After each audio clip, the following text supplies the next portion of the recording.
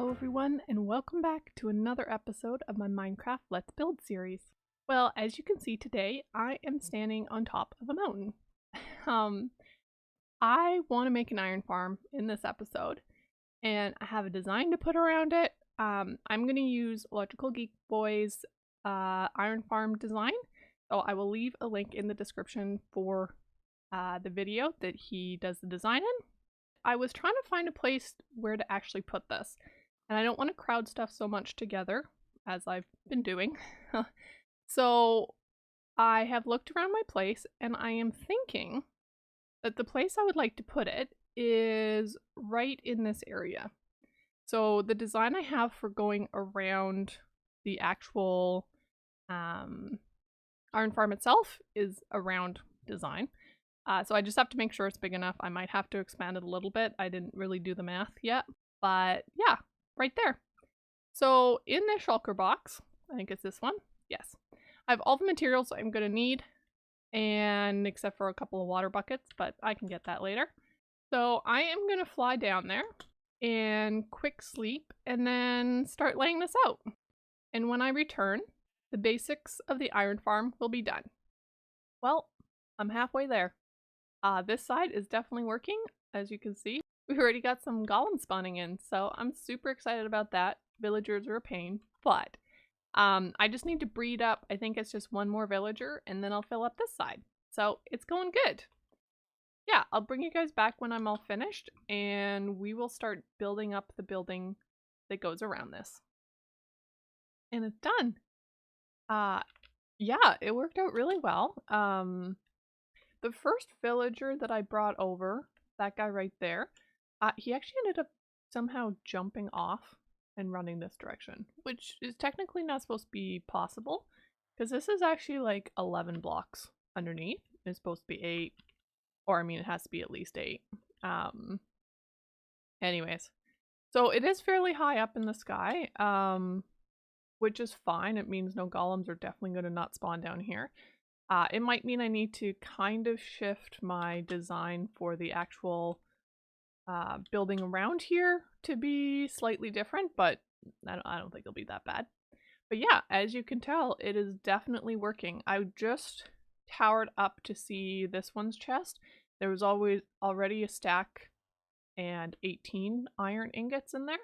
And there was somebody, one of the iron golems was dying as I was looking, so it's definitely working, and it'll give me more than enough iron for myself and my needs. So I need to go and grab the materials for this build, and then we'll jump into a time lapse and get to building. So enjoy that time lapse music.